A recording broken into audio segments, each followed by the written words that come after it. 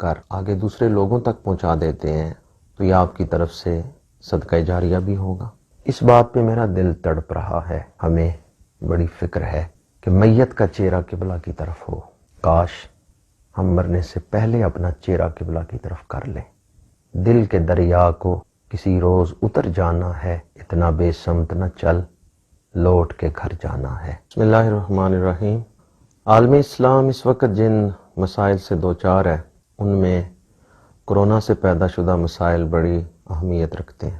Corona نہ صرف جان کے لیے مہلک ہے بلکہ ایمان کے لیے بھی خطرہ بنتا جا رہا ہے۔ کرونا کرونا کرونا کے شور میں کہیں ایمان کی آواز دب نہ جائے، اس بات کا خاص خیال رکھیں۔ جو پرہیز ڈاکٹر حضرات نے بتایا ہے، جو احتیاطیں بتائی ہیں، وہ ضرور آپ کریں، لیکن اس بات پر یقین کامل رکھیں کہ موت کا وقت مقرر ہے۔ موت کا تعلق سبب سے زیادہ اللہ کے حکم کے ساتھ ہے۔ جو وقت اللہ نے مقرر کیا ہے جب وہ آ گیا تو بغیر سبب کے بھی موت آ سکتی ہے۔ کرونا کرونا کرونا کے شور میں ایمان کی طرف بھی دھیان رکھیں۔ دوسری بات جو میں آپ کی خدمت میں عرض کرنا چاہتا ہوں، اسلام نے ہمیں جو احکامات دیے ہیں، نماز، روزہ، حج و زکوٰۃ، کرونا کی وجہ سے پیدا شدہ صورتحال میں یہ تمام احکامات متاثر ہو رہے ہیں۔ اس میں بڑی احتیاط کی ضرورت ہے، اور یہی آزمائش ہے کہ بندہ مومن مشکل گھڑی میں بھی اپنے رب کے حکم کو پس پشت نہیں ڈالتا۔ یہی آزمائش ہے۔ حالات اچھے ہوں تو ہر کوئی حکم پہ عمل کر سکتا ہے، کر لیتا ہے، لیکن مشکل حالات میں شریعت مطالعہ پر عمل کرنا یہ بڑے اجر و ثواب کا مستحق ہے۔ نماز کے مسائل آپ جانتے ہیں کسی حد تک کرونا کی وجہ سے متاثر ہوئے ہیں۔ ان میں جو گنجائش تھی وہ ہمارے علماء نے بیان کر دی ہے۔ آگے روزے آ رہے ہیں، رمضان شریف، پھر اس کے بعد حج۔ اللہ کرے کہ ہم آسانی سے شرعی احکامات کے مطابق رمضان بھی گزار سکیں اور حج بھی کر سکیں۔ لیکن اگر مسائل پیدا ہوتے ہیں تو اس میں ہمیں جو شریعت مطہرہ نے رفع حرج کا اصول دیا ہے اس کو پیش نظر رکھتے ہوئے جو رخصتیں ہیں ان کو اختیار کرنے کی اجازت ہے، لیکن یاد رکھیں کہ ان میں بھی ایک حد ہے۔ جب تک آپ اس حد کو پیش نظر نہیں رکھیں گے تو کہیں ایسا نہ ہو کہ آزمائش کی اس گھڑی میں ہم دین کو پس پشت ڈالنے والوں میں شامل ہو جائیں۔ اس لیے میں آپ کی خدمت میں گزارش کروں گا کہ بڑی احتیاط کی ضرورت ہے۔ گزشتہ دنوں میں بہت سارے احباب نے مجھ سے مسائل پوچھے میسیجز کے ذریعے، تو میں نے سوچا کہ میں ایک بیان اس پر سوال یا جواب کے انداز میں ریکارڈ کروا دوں تاکہ احباب کے لیے اس کو سننا سمجھنا بھی آسان ہو، اور اگر آپ اسے سن کر آگے دوسرے لوگوں تک پہنچا دیتے ہیں تو یہ آپ کی طرف سے صدقہ جاریہ بھی ہوگا۔ اللہ تعالی حق سچ بیان کرنے کی توفیق عطا فرمائے۔ میں جو بھی ان سوالوں کے جوابات بیان کروں گا ان کے حوالے سے میں اتنا ہی کہوں گا کہ ھذا ما عندی واللہ عالم بالصواب۔ میرے ایک دوست نے پچھلے دنوں سوال کیا کہ کیا گھر میں جمعے کی نماز پڑھ سکتے ہیں؟ تو یاد رکھیں گھر میں جمعے کی نماز نہیں پڑھ سکتے۔ اگر آپ آسانی سے مسجد میں جا سکتے ہیں اور احتیاطوں کو پیش نظر رکھتے ہوئے جمعے کی نماز پڑھ سکتے ہیں تو پھر مسجد میں جا کے ہی پڑھیں۔ لیکن اگر حکومت کی طرف سے پابندی ہے، آپ مسجد میں نہیں جا سکتے اور آپ نے گھر میں نماز پڑھنی ہے تو پھر اس صورت میں گھر میں ظہر کی نماز ادا کریں گے، گھر میں جمعہ نہیں پڑھیں گے۔ دوسرا سوال کسی دوست نے پوچھا تھا کہ گھر میں کوئی بھی شخص جماعت کرا سکتا ہے؟ یا اس کے لیے بھی کوئی میرٹ ہے؟ تو یاد رکھیں ہر شخص امام نہیں بن سکتا، ہر شخص جماعت نہیں کرا سکتا۔ پہلی شرط تو یہ ہے کہ جو امام بن رہا ہے وہ نماز کے مسائل سے واقف ہو، نماز میں شرائط کون سی ہیں، فرائض کون سے ہیں، اور نماز کے واجبات کون سے ہیں، کون سی چیز رہ جائے تو سجدہ سہو واجب ہو جاتا ہے، وہ اس سے واقف ہو۔ اگر کوئی شخص نماز کے مسائل سے کما حق واقف نہیں ہے تو وہ امام نہیں بن سکتا۔ اور دوسری چیز کہ وہ شخص فاسق مولن نہ ہو، اعلانیہ گناہ کرنے والا نہ ہو۔ اگر کوئی فاسق مولن ہے تو وہ بھی جماعت نہیں کرا سکتا۔ اگر گھر میں آپ کو کوئی ایسا شخص میسر ہے جو نماز کے مسائل بھی جانتا ہے اور فاسق مولن نہیں ہے تو وہ جماعت کرائے، آپ پیچھے پڑھ لیں۔ اور اگر ایسا شخص گھر میں نہیں ہے تو پھر فردن الگ الگ نماز پڑھ لیں، پھر جماعت نہ کرائیں۔ ایک سوال کسی عزیز نے پوچھا تھا کہ صفوں میں فاصلہ رکھنا جائز ہے، یا دور دور نمازی کھڑے ہوتے ہیں، کیا یہ جائز ہے؟ اس سے صف بندی کا حکم پورا ہو جاتا ہے؟ تو یاد رکھیں عام حالات میں حکم یہی ہے کہ کندھے سے کندھا ملا ہوا ہوگا اور صف کو جوڑنے کا حکم ہے۔ ایک حدیث پاک میں تو فضیلت ہے کہ اگر صف میں کشادگی ہو، خالی جگہ ہو اور کوئی شخص اس کو پر کر دے، صف کو جوڑ دے، تو صف جوڑنے والوں پہ اللہ اور اس کے فرشتے درود بھیجتے ہیں، فرشتے دعا کرتے ہیں رفع درجات کے لیے، اور اللہ اس بندے پہ رحمت نازل کرتا ہے۔ اور ایک حدیث پاک میں ہے کہ جو صف کو جوڑتا ہے، صف میں کشادگی کو پر کرتا ہے، اللہ اس کے گناہ معاف کرتا ہے، اللہ اس کو بخشش عطا کرتا ہے۔ لیکن یہ سارے احکامات عام حالات میں ہیں، اضطراری کیفیت میں نہیں۔ آج کل اضطراری کیفیت ہے، اس لیے اگر آج کل مناسب فاصلہ رکھ کے کھڑے ہو جائیں تو جماعت ہو جائے گی۔ کاندھے سے کاندھا ملا کے جڑ کے کھڑا ہونا ضروری نہیں ہے۔ فقہ کا ایک اصول ہے، یاد رکھیں، الضرورات تبیح المحظورات، کہ جب مجبوری آ جاتی ہے، اہم ضرورت آ جاتی ہے، تو وہ ممنوعات کو مباح بنا دیتی ہیں۔ تو جو موجودہ صورتحال ہے اس میں اگر آپ جوڑ کے کھڑے نہیں ہوتے، کچھ فاصلے پہ نمازی کھڑے ہوتے ہیں تو جماعت ہو جائے گی۔ ایک سوال یہ تھا کہ صف کے اندر تو چلیں تھوڑے تھوڑے فاصلے پہ کھڑے ہو گئے، صف بن گئی، لیکن کیا صفیں بنانے میں دو صفوں کے درمیان ایک خالی صف چھوڑی جا سکتی ہے؟ تو یاد رکھیں مسجد کے اندر درمیان میں خالی صف چھوڑی جا سکتی ہے، لیکن مسجد سے باہر نہیں چھوڑی جا سکتی۔ مثلا مسجد سے صفیں بنتے ہوئے باہر تک آئی ہیں، اور باہر آپ نے اتنی جگہ چھوڑ دی کہ درمیان میں سے ٹانگا گزر سکتا ہے، درمیان میں سے گاڑی گزر سکتی ہے، تو پچھلے نمازی جو ہیں ان کی نماز نہیں ہوگی۔ امام سڑک کے ایک طرف ہے اور کچھ مقتدی سڑک کے دوسری طرف ہیں، درمیان سے سڑک گزر رہی ہے تو جماعت نہیں ہوگی۔ یہ مسئلہ ذہن نشین رکھیں۔ ایک سوال کسی دوست نے پوچھا تھا کہ کیا ماسک پہن کے نماز پڑھ سکتے ہیں، نماز کے دوران ماسک پہن سکتے ہیں؟ تو اگر کوئی اس طرح منہ کو لپیٹ لے کہ قرآن پاک کی تلاوت صحیح طرح نہ کر سکے تو مکروہ ہے، اس طرح منہ کو لپیٹنا جائز نہیں۔ یا اگر کوئی ناک پہ ایسی چیز رکھ لے کہ جب سجدہ کرے تو ناک زمین پہ نہیں لگتا، وہ بھی جائز نہیں ہے۔ لیکن یہ جو ماسک ہے اس میں یہ دونوں چیزیں نہیں ہیں۔ ماسک میں آپ تلاوت بھی کر سکتے ہیں، سجدہ کریں ناک بھی زمین پہ لگتا ہے۔ اور ویسے بھی یہ بات یاد رکھیں کہ ماسک جو اس وقت صورتحال ہے وہ اضطراری ہے، اس میں اجازت ہے۔ اضطراری کا مطلب یہ ہے کہ بندہ جان بوجھ کے ایسا نہیں کر رہا، یا وہ یہ کام نہیں کرنا چاہتا لیکن مجبوری ہے، اس وجہ سے نہ چاہتے ہوئے وہ یہ کام کر رہا ہے، تو اضطراری حالت میں یہ جائز ہے، آپ ماسک پہن کے نماز ادا کر سکتے ہیں۔ ایک دوست نے یہ سوال پوچھا تھا کہ کیا گھر سے وضو کر کے آنا ضروری ہے، یا ان دنوں میں مسجد میں بھی وضو جائز ہے؟ تو گھر سے وضو کر کے آنا یہ ضروری نہیں ہے، یہ ایک احتیاطی تدابیر ہیں، جو تدابیر میں سے ایک تدبیر ہے جو حکومت نے بتائی یا علماء نے کہا کہ مسجد میں نماز پڑھنی ہے، گھر سے وضو کر کے آئیں، یہ احتیاطی تدابیر میں سے ہے، یہ ضروری نہیں ہے۔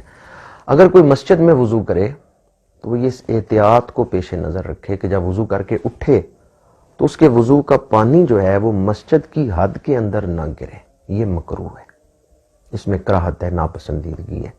میں دیکھتا ہوں کئی نمازی مسجد میں وضو کرتے ہیں اور پھر مسجد میں آتے ہیں تو مائع مستعمل صفوں پہ گر رہا ہوتا ہے، یہ جائز نہیں ہے، یہ مکروہ ہے، اس سے بچنا چاہیے۔ ویسے وہ پانی پاک ہوتا ہے، مائع مستعمل، وہ پانی ناپاک نہیں ہوتا، لیکن کپڑوں کو بھی بچائیں۔ کپڑوں پہ اگر وہ پانی لگے، وضو کا پانی کپڑوں پہ گرے تو یہ بھی مکروہ ہے، اور مسجد پہ گرے تو وہاں بھی مکروہ ہے، کراہت ہے، اس لیے وضو احتیاط کے ساتھ کریں۔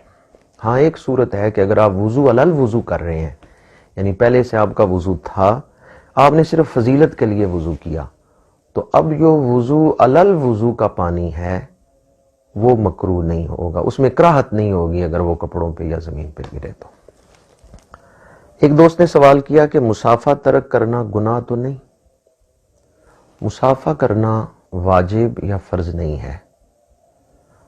اگر ملاقات ہوتی ہے اور آپ زبان سے سلام کہتے ہیں اور دوسرا جواب دے دیتا ہے تو جو ملاقات کے شرعی آداب ہیں وہ ادا ہو گئے۔ جو اس وقت صورتحال ہے اس میں اگر کوئی مصافحہ نہیں کرتا تو گناہ گار نہیں ہوگا۔ ایک سوال کسی دوست نے پوچھا تھا کہ جو راشن آج کل تقسیم ہو رہا ہے، اگر اندیشہ ہو کہ یہ زکوٰۃ کے پیسوں سے خریدا گیا ہے تو کیا سادات کرام لے سکتے ہیں؟ اس میں بڑی احتیاط کی ضرورت ہے۔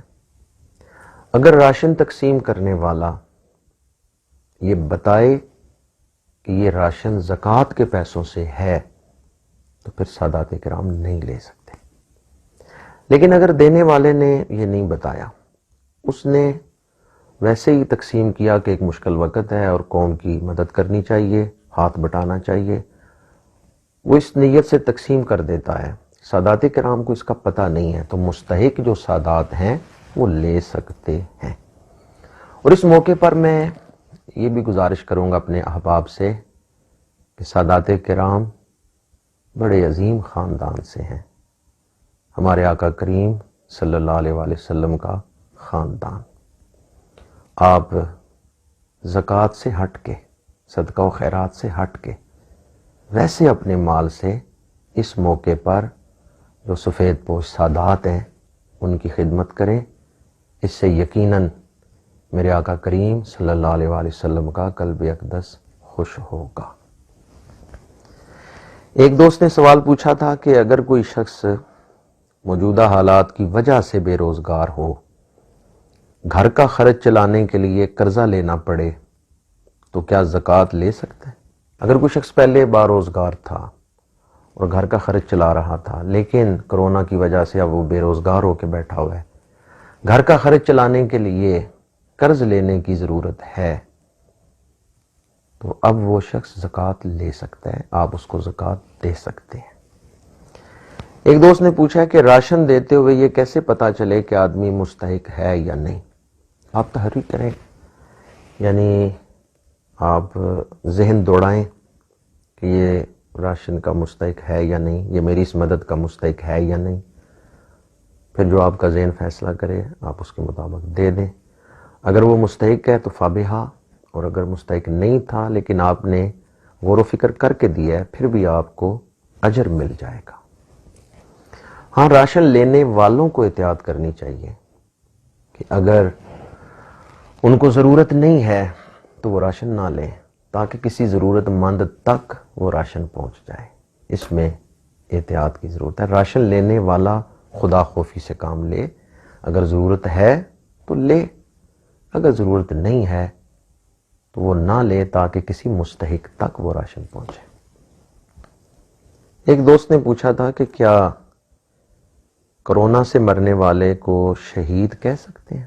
مسلم شریف میں حدیث پاک ہے، جو طاعون سے فوت ہوا وہ شہید ہے، اور یہ حدیث مسند امام احمد میں ہے کہ اگر کوئی شخص طاعون کے دنوں میں صبر کرے، جس علاقے میں وبا پھوٹی ہے وہاں وہ صبر سے دن گزارے، وہ فوت نہیں ہوا لیکن اس نے صبر کیا ہے، جو مسائل آئے ان کو برداشت کیا ہے، تو اس شخص کو بھی شہادت کا ثواب مل جاتا ہے۔ اس لیے یہ بڑے اہم دن ہیں، شریعت مطہرہ کو اپنائیں، اس سے دنیا اور آخرت کی بھلائیاں اللہ عطا فرما دے گا۔ اس پر ایک دوست نے سوال کیا کہ اگر وہ شہید ہے تو شہید کے لیے غسل اور کفن کا حکم کیا ہے؟ شہید کو تو غسل نہیں دیا جاتا، شہید کو تو کفن نہیں دیا جاتا۔ جب کرونا سے مرنے والا شہید ہے تو پھر غسل یا کفن کی کیا ضرورت ہے؟ تو یاد رکھیں، شہید کی دو قسمیں ہیں، ایک ہے حقیقی شہید، ایک ہے حکمی شہید۔ جو حقیقی شہید ہے اس کی تعریف الگ ہے اور اس کے شرائط الگ ہیں۔ اگر کوئی حقیقی شہید کی تعریف میں آتا ہے تو اس کو غسل نہیں دیا جائے گا، کفن نہیں دیا جائے گا، نماز جنازہ پڑھا کے دفنا دیا جائے گا۔ لیکن اگر کوئی حقیقی شہید کی تعریف میں نہیں آتا، حکمی شہید کی تعریف میں آتا ہے، تو پھر اس کو غسل بھی دیا جائے گا، کفن بھی دیا جائے گا، نماز جنازہ پڑھ کے دفنایا جائے گا۔ طاعون سے فوت ہونے والا یا کرونا سے وبائی مرض سے فوت ہونے والا حکمی شہید ہے، لہٰذا اس کو غسل بھی دینا چاہیے، کفن بھی دینا چاہیے اور نماز جنازہ ادا کر کے پھر دفنایا جائے۔ موجودہ جو صورتحال ہے اس میں اگر حکومت اجازت نہیں دیتی کہ آپ خود غسل دیں یا کفن دیں، بلکہ حکومت کے بندے ہی دفنانے کا انتظام کرتے ہیں، تو پھر آپ مجبور ہیں، آپ تو کچھ کر نہیں سکتے۔ شنید ہے کہ وہ کسی بیگ میں، پلاسٹک کے بیگ میں میت کو جو ہے وہ کور کر کے تو بکس میں رکھ دیتے ہیں، لکڑی کے بکس میں، اور پھر دفناتے ہیں۔ اگر خدا نہ کرے ایسا ہو، اگر کسی کا عزیز فوت ہو گیا تو وہ ہسپتال کے عملے کو کفن کا کپڑا دے دے کہ اس بیگ میں، جو پلاسٹک کا بیگ ہے جس میں میت کو انہوں نے کور کرنا ہے، اس میں ڈالنے سے پہلے ہی وہ میت کو غسل دیں، یہ کفن دیں اور پھر پیک کریں۔ اگر غسل دینا ان کے لیے ممکن نہیں تو تیمم دے کر لیں اور پھر کفن پہنائیں۔ آپ کپڑا ان کو دے دیں، وہ بیگ میں ڈالنے سے پہلے کفن لپیٹ دیں۔ لیکن اگر ہسپتال والوں نے پلاسٹک کے بیگ میں میت کو لپیٹ کے آپ کو دی ہے اور آپ اس پلاسٹک کو کھول نہیں سکتے، تو اب آپ غسل نہیں دے سکتے۔ ہاں، اس کے اوپر پانی بہا سکتے ہیں، جیسا کہ زخم پہ پٹی باندھی ہو تو پٹی پہ مسا کیا جا سکتا ہے۔ اللہ تعالیٰ کی بارگاہ میں توبہ کرنے کا وقت ہے اور اس سے مدد مانگنے کا وقت ہے۔ چند دن پہلے یہ کسی نے سوچا تھا کہ ایسے حالات سے ہم گزریں گے اور ایسے مشکل ترین حالات ہمیں پیش آئیں گے؟ حوصلے کا وقت ہے اور ہمت کا وقت ہے۔ شریعت مطہرہ پر عمل کرنا بڑا آسان ہے۔ آپ جہاں تک عمل کر سکتے ہیں اپنا فرض ادا کریں، جہاں آپ مجبور ہیں، آپ کا بس نہیں چلتا، وہاں اللہ کی طرف سے آپ پر گرفت نہیں ہوگی، پکڑ نہیں ہوگی۔ نماز جنازہ ادا کر کے پھر میت کو دفنائیں۔ باقی جو اس سے پہلے کے احکامات ہیں ان میں کوشش کریں کہ آپ غسل دے کے کفن پہنا کے پھر دفنائیں۔ لیکن اگر آپ کو حکومت اس کی اجازت نہیں دیتی تو پھر آپ اس پر مجبور ہیں۔ اللہ تعالیٰ کی بارگاہ میں دعا ہے کہ اللہ تعالیٰ اس مشکل وقت میں امت مسلمہ کی مدد فرمائے، آسانیاں فرمائے۔ سنا ہے کہ کچھ ہماری اسلامی تنظیمات نے اعلان کیا ہے کہ ہم غسل دیں گے، کفن دیں گے، اور یہ بہت اچھی بات ہے۔ اللہ تعالیٰ انہیں جزا دے۔ آپ ان سے رابطہ کریں تاکہ اچھے انداز میں مسلمان کی رخصتی ہو۔ ایک سوال کسی دوست نے کیا تھا کہ کیا کرونا کی وجہ سے روزہ چھوڑ سکتے ہیں؟ یہی تو میں عرض کرنا چاہتا ہوں، آزمائش کا وقت ہے، حوصلے اور ہمت کی ضرورت ہے۔ نماز، روزہ، حج، زکوٰۃ شریعت کے احکامات کے مطابق ہم گزاریں گے اور عمل کریں گے۔ روزہ بڑی شان والی عبادت ہے، اسے آپ تھوڑی بہت بیماری کی وجہ سے نہیں چھوڑ سکتے۔ ہاں، اگر کوئی کرونا کا مریض ہے اور اس کو مسلمان ڈاکٹر کہتا ہے کہ تم روزہ نہیں رکھ سکتے تو وہ چھوڑ سکتا ہے، لیکن صرف اس وجہ سے کہ وبا کا دور ہے آپ روزہ نہیں چھوڑ سکتے۔ آپ صحت مند ہیں، آپ نے روزہ رکھنا ہے اور نیت کریں کہ ہم بہترین رمضان گزاریں گے، ہم استقبال کریں گے خوش دلی کے ساتھ، نماز تراویح بھی ادا کریں گے، روزے بھی رکھیں گے، قرآن کی تلاوت بھی کریں گے، ہم ماہ رمضان کے حقوق ادا کریں گے۔ صرف ایک وبا ہونے کی وجہ سے آپ روزہ نہیں چھوڑ سکتے۔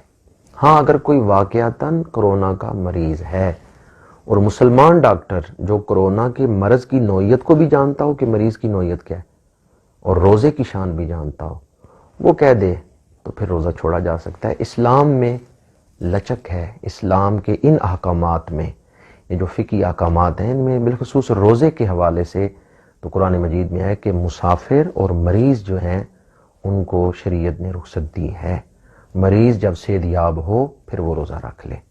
اللہ تعالی ہمیں شریعت مطالعہ سمجھنے اور اس پر عمل کی توفیق دے۔ چند ایک مسائل میں نے بیان کیے، جذبات ساتھ نہیں دے رہے کہ میں اور مسائل آپ کے سامنے بیان کر سکوں۔ اس بات پہ میرا دل تڑپ رہا ہے۔ ایک دوست نے کہا کہ کرونا سے بندہ فوت ہوا، پتہ نہیں ہم میت کا چہرہ بھی قبلہ کی طرف ہوا ہے یا نہیں۔ ہمیں بڑی فکر ہے کہ میت کا چہرہ قبلہ کی طرف ہو۔ کاش ہم مرنے سے پہلے اپنا چہرہ قبلہ کی طرف کر لیں۔ میت کا چہرہ تو کوئی قبلے کی طرف کرے گا یا نہیں کرے گا، ہم خود کیوں نہیں اپنا چہرہ قبلہ کی طرف کر لیتے؟ نماز کیوں نہیں پڑھتے؟ دنیا میں ہم اپنے دل کا رخ کیوں نہیں کعبے کی طرف کر لیتے؟ آج وقت ہے، دل کے دریا کو کسی روز اتر جانا ہے، اتنا بے سمت نہ چل، لوٹ کے گھر جانا ہے۔ اللہ عمل کی توفیق عطا فرمائے۔